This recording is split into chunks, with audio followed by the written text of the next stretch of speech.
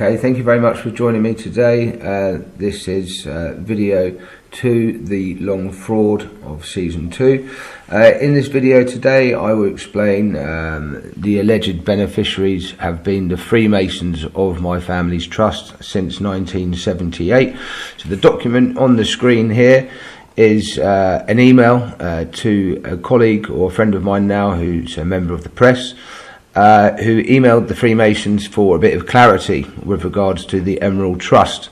As you can see, sort of on the third paragraph, it says that the United Grand Hall basically is not a charity, and if the Emerald Trust was a charitable trust, as it appears to be the case, then the UGLE would not have been able to use the trust at any time between its declaration of the 23rd of November 1978 to the date, to today.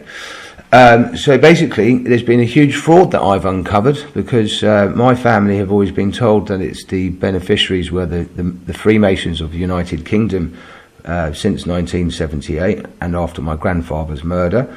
So on the next page here, it's just more of that email explaining that the Masons of that were named in the trust deed have nothing to do with the Emerald Trust. So again, on the next page, you'll see here, this is an email from one of the offshore islands. So I've emailed them on the 13th of December last year, explaining the new evidence that's come to light. At the bottom, you'll see it's the beginning of my email that I sent to the head of the Freemasons in the United Kingdom, Dr. David Staples, explaining really my family's position that if he was connected to the Emerald Trust, or his organisation was, they would have had great collaborations and involvement with the certain individuals who were using the trust, for example Jack DeVoe, and all of those individuals that used to work for Pablo Escobar and launder hundreds of millions of pounds. So obviously the Masons have decided to agree with me that they have nothing to do with the Emerald Trust. So that's my email there to Mr. Dr. David Staples. And again, on the next page, just how I left it with the Freemasons. Obviously, they came back, which you saw previously, and they said that they had nothing to do with the Emerald Trust. So that's good news for my family. So on this page now that you can see, this is a extract of an indemnity form that the lawyers in one of the offshore islands want my family to sign. Now, this was only came over on December the 10th, 2021.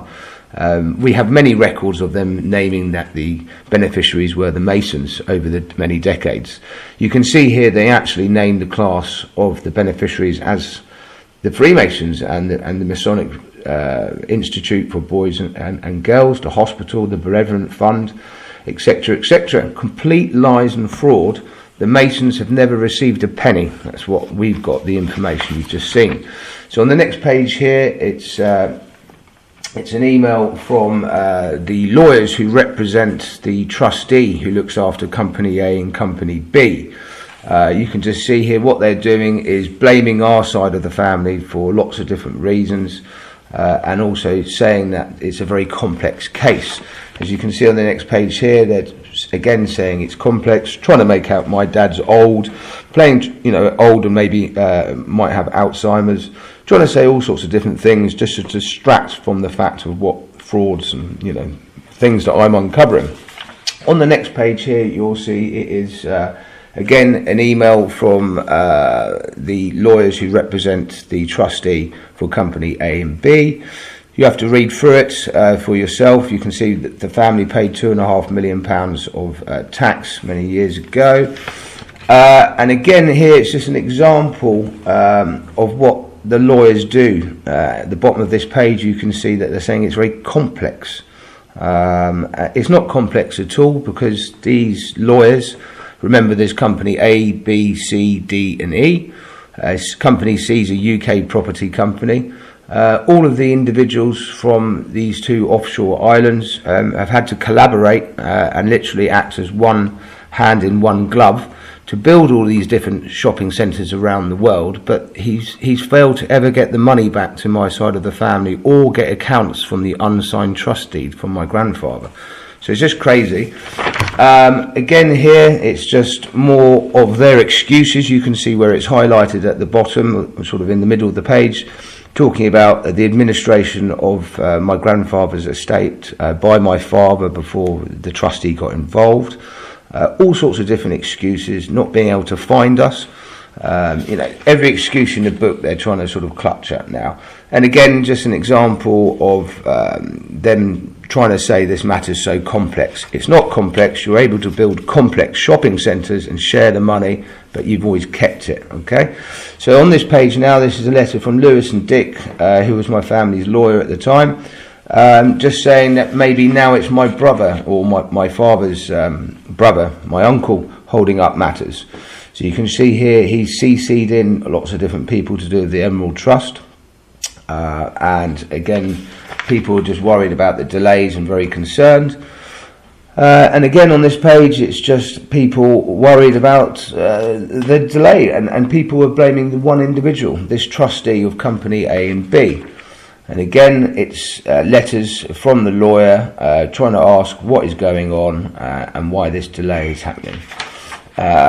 On this page again here, it's everyone is basically going to agree that the trustee for company A and B is causing this intolerable delay. It's utterly intolerable. On this page here, it's actually a meeting note where the trustee for company A and B failed to actually turn up. He sent one of his colleagues, and here through the notes you'll have to pause and read it. It just goes on that everyone is upset with this individual, and it's just totally unreasonable. And on the next page you can see here, it's just everyone agreeing.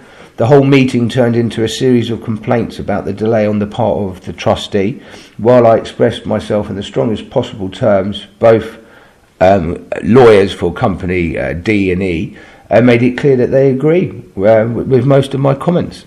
So they're playing a long game, because those lawyers who represent company D and E are part of actually delaying our family. For example, they've only written and said that we weren't the beneficiaries of the Emerald Trust till 2006. But here is a fax from the 1990s saying, please sign this indemnity. So why are they trying to get my family to sign an indemnity if, by their own words, we're not added as beneficiaries till 2006? Look, we all know it's lies, okay? So on the next page here, you can see it's just continuation from that fax, from that law firm that represents company D and E, trying to encourage my family to sign a indemnity, and that was on the 29th of March back in 1995. Sorry, 6th of June 1995. And it's crazy. On this letter here, you can see this is a letter from the lawyers who represent the unsigned trust deed by my grandfather, just saying the trust could be collapsed. It is my understanding that the trust is a nullity. In that event, I would have assumed that the assets currently in the trust trust fund would pass back to the estate of Mr. Durrant and in return to Mrs. Durrant. So that would be the assets going back to my grandmother from my grandfather. Obviously, that never happens. On the next page here, you can just see it's again the lawyers for company D and E, or my grandfather's unsigned trust deed. This is on the 13th of June 1994, and they're writing and saying, without going into background in too much detail, you are aware of the existence of a trust, the trustees of which are my clients, Trust Company Limited. This trust was set up for the benefit of the family of the late Mr. J.W. Durrant, deceased. So there's no dispute there. My grandfather was the original settler of this trust, which is unassigned, and all of those assets held within that trust are for the benefit of his 3 children.